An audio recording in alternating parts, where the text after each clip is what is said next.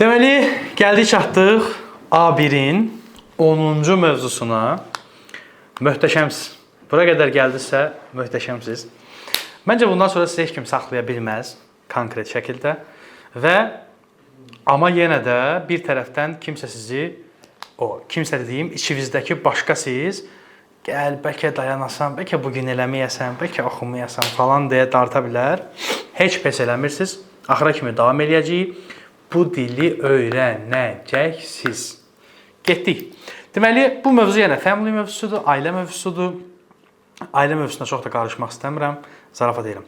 Deməli, ailə ilə bağlı bacı, qardaş, nənə, baba və s. kimi məsələlər var. Bunları sadəcə söz olaraq öyrənmək lazımdır.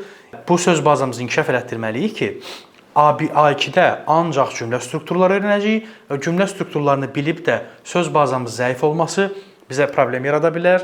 Söz bazamız amma yaxşı olsa, həmin cümlə strukturunu daha sürətli şəkildə mənimsəyə biləcəyik. Çünki hər formada fırladıb onu istifadə edə biləcəyik. Yaxşı taktikalar deyəcəm sizə. Ailə mövzusunu sadəcə öyrənirsiniz. Cümlələr, mətnlər hamısı olduğu kimi əvvəlki mövzularda izah eləmişdim hansı formada eləmək lazımdır. Dialoqu hansı formada eləmək lazımdır əvvəlki mövzulardan bilirsiniz. Şəkil sizi qarşılayacaq və aşağıda yazı olacaq və bununla da bu mövzunda bitirmiş olacaqsınız. Səbirli olun, təmkinli olun.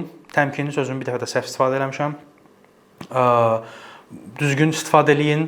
Siz təmkinli sözünü, deməli, sözləri yaxşı öyrənin və imtahanını verin.